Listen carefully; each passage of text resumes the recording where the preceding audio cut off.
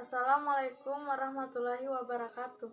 Saya Putri Meilani dari kelas 11 OTKP. Di video kali ini saya akan membahas mengenai kompetensi dasar 3.2, memahami regulasi bidang kehumasan. Berikut penjelasannya.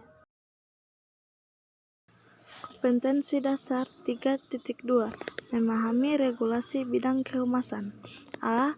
Kode etik profesi kehumasan berdasarkan Asosiasi Perusahaan Public Relation Indonesia. Regulasi bidang kehumasan diantaranya meliputi kode etik profesi kehumasan berdasarkan Asosiasi Perusahaan Public Relation Indonesia yang terdiri atas 17 pasal berikut. 1. Norma-norma perilaku profesional. Dalam menjalankan kegiatan profesionalnya, seorang anggota wajib menghargai kepentingan umum dan menjaga harga diri setiap anggota masyarakat. Menjadi tanggung jawab pribadinya untuk bersikap adil dan jujur terhadap klien, baik yang mantan maupun yang sekarang, dan terhadap sesama anggota asosiasi, anggota media komunikasi, serta masyarakat luas.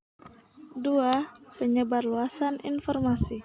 Seorang anggota tidak akan menyebarluaskan secara sengaja dan tidak bertanggung jawab untuk informasi yang palsu atau yang menyesatkan, dan sebaliknya justru akan berusaha sekeras mungkin untuk mencegah terjadinya hal tersebut. 3. Media komunikasi. Seorang anggota tidak akan melaksanakan kegiatan yang dapat merugikan integritas media komunikasi. 4. Kepentingan yang tersembunyi. Seorang anggota tidak akan melibatkan dirinya dalam kegiatan apapun yang secara sengaja bermaksud memecah belah atau menyesatkan, dengan secara seolah-olah ingin memajukan suatu kepentingan tertentu, padahal sebaliknya justru ingin memajukan kepentingan lain yang tersembunyi. 5. Informasi rahasia. Seorang anggota, kecuali apabila diperintahkan oleh aparat hukum yang berwenang, tidak akan menyampaikan atau memanfaatkan informasi yang diberikan kepadanya atau yang diperolehnya secara pribadi dan atas dasar kepercayaan atau yang bersifat rahasia dari kliennya, baik di masa lalu, kini, atau di masa depan, demi untuk memperoleh keuntungan pribadi atau untuk keuntungan lain tanpa persetujuan jelas dari yang bersangkutan. 6. Pertentangan kepentingan. Seorang anggota tidak akan mewakili kepentingan-kepentingan yang saling bertentangan atau yang saling bersaing tanpa persetujuan jelas dari pihak-pihak yang bersangkutan, dengan terlebih dahulu mengemukakan fakta-fakta yang terkait. 7. Sumber-sumber pembayaran. Dalam memberikan jasa pelayanan kepada kliennya, seorang anggota tidak akan menerima pembayaran baik tunai ataupun dalam bentuk lain yang diberikan sehubungan dengan jasa-jasa tersebut dari sumber manapun tanpa persetujuan jelas dari kliennya. 8. Memberitahukan kepentingan keuangan. Seorang anggota yang mempunyai kepentingan keuangan dalam suatu organisasi tidak akan menyerahkan klien ataupun majikannya untuk memakai organisasi tersebut ataupun memanfaatkan jasa organisasi tersebut tanpa memberitahukan terlebih dahulu kepentingan keuangan pribadinya terdapat dalam organisasi tersebut. 9. Pembayaran berdasarkan hasil kerja. Seorang anggota tidak akan mengadakan negosiasi atau menyetujui persyaratan dengan calon majikan atau calon klien berdasarkan pembayaran yang tergantung pada hasil pekerjaan PR tertentu di masa depan. 10. Menumpang tindih pekerjaan anggota lain. Seorang anggota yang mencari pekerjaan atau kegiatan baru dengan cara mendekati langsung atau secara pribadi calon majikan atau calon langganan yang potensial akan mengambil langkah-langkah yang diperlukan untuk mengetahui apakah pekerjaan atau kegiatan tersebut sudah dilaksanakan oleh anggota lain. Apabila demikian, maka menjadi kewajiban untuk memberitahukan anggota tersebut mengenai usaha dan pendekatan yang akan dilakukannya terhadap klien tersebut. Sebagian atau seluruh pasal ini sama sekali tidak dimasukkan untuk menghalangi anggota mengiklankan jasa-jasanya secara umum. 11. Imbalan kepada karyawan kantor-kantor umum.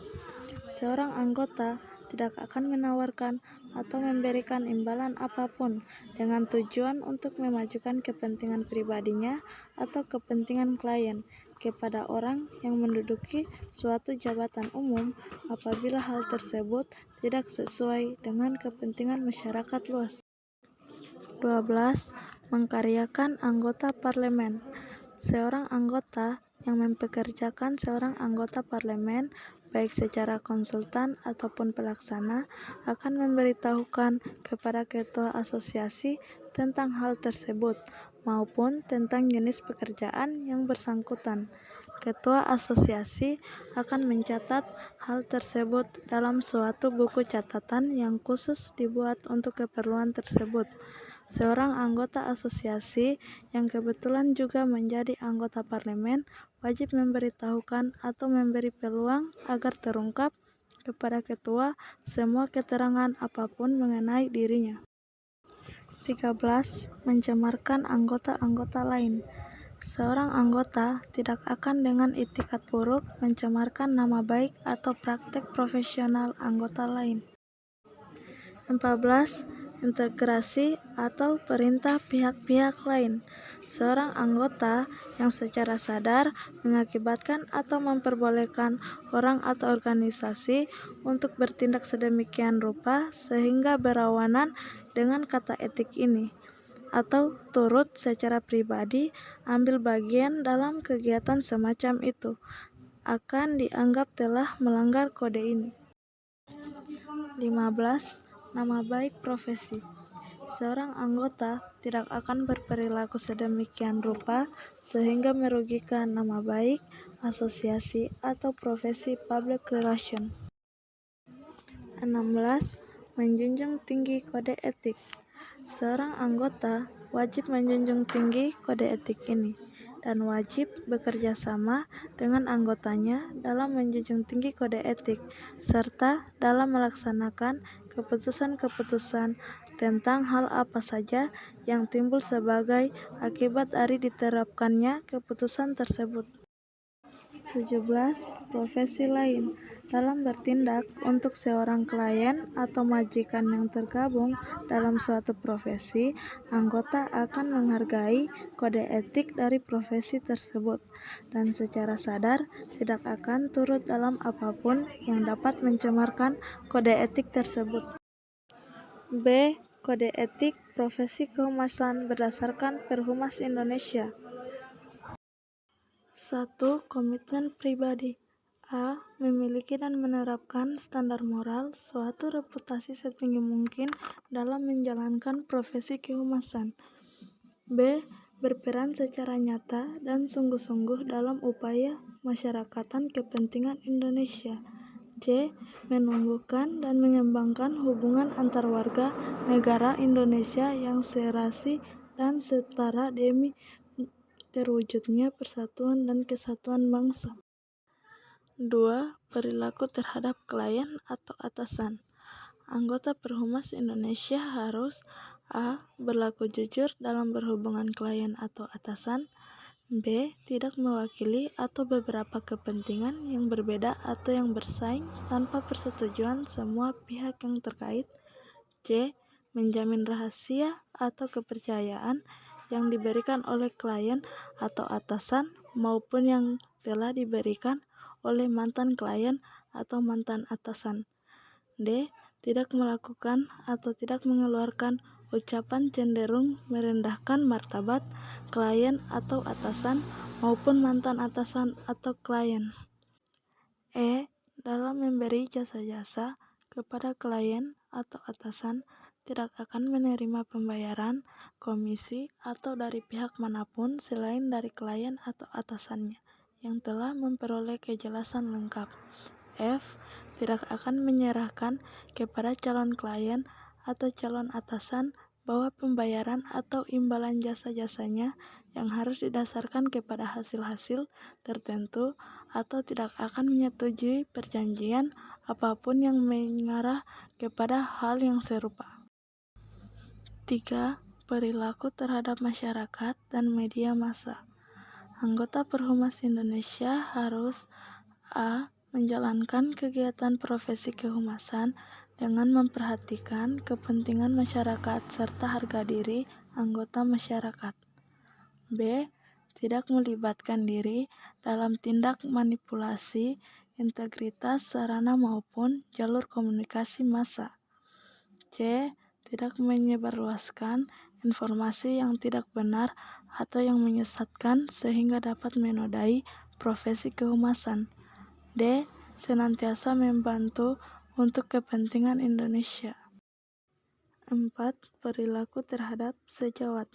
Praktis kehumasan harus a. Tidak dengan sengaja merusak dan mencemarkan reputasi atau tidak profesional sejawatnya. Namun, bila ada sejawat bermasalah karena melakukan tindakan yang tidak etis, yang melanggar hukum, atau yang tidak jujur, termasuk melanggar kode etik kehumasan Indonesia, maka bukti-bukti wajib disampaikan kepada Dewan Kehormatan Perhumas Indonesia. B. Tidak menawarkan diri atau mendesak klien atau atasan untuk menggantikan kedudukan sejawatnya. C. Membantu dan bekerja sama dengan sejawat di seluruh Indonesia untuk menjunjung tinggi dan mematuhi kode etik kehumasan ini. C. Kode etik kehumasan berdasarkan International Public Relations Association. Kode etik kehumasan berdasarkan International Relations Association yang terdiri atas 4 pasal, yaitu sebagai berikut. 1. Integritas pribadi dan profesional, reputasi yang sehat, ketaatan pada konstitusi dan kode IPRA. 2. Perilaku kepada klien dan karyawan meliputi a. Perlakuan yang adil terhadap klien dan karyawan. B. Tidak mewakili kepentingan yang berselisih, bersaing tanpa persetujuan. C. Menjaga kepercayaan klien dan karyawan. D. Tidak menerima upah kecuali dari klien lain atau majikan lain. E. Tidak menggunakan metode yang menghina klien atau majikan lain. F. Menjaga kompensasi yang bertanggung jawab pada pencapaian suatu hasil tertentu. 3. Perilaku terhadap publik dan media, yaitu sebagai berikut. A. Perhatikan kepentingan umum dan harga diri seseorang. B. Tidak merusak integritas media komunikasi. C. Tidak menyebar secara sengaja informasi yang palsu atau menyesatkan. D. Memberikan gambar yang dapat dipercaya mengenai organisasi yang dilayani. Dan E. Tidak menciptakan atau menggunakan pengorganisasian palsu untuk melayani kepentingan pribadi yang terbuka. 4. Perilaku terhadap teman sejawat meliputi a. Tidak melukai secara sengaja reputasi profesional atau praktek anggota lain. B. Tidak berupaya mengganti anggota lain dengan kliennya.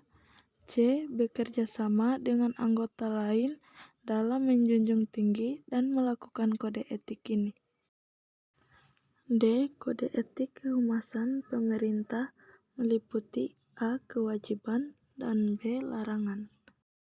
1. Kewajiban ke dalam organisasi, yaitu a. Pengelola atau anggota kehumasan pemerintah harus loyal kepada isinya, memiliki kinerja berkomunikasi dan integritas moral secara efektif, baik dalam jalur formal maupun informal, dengan para pegawai instansi, tempat pengelola atau anggota kehumasan pemerintah.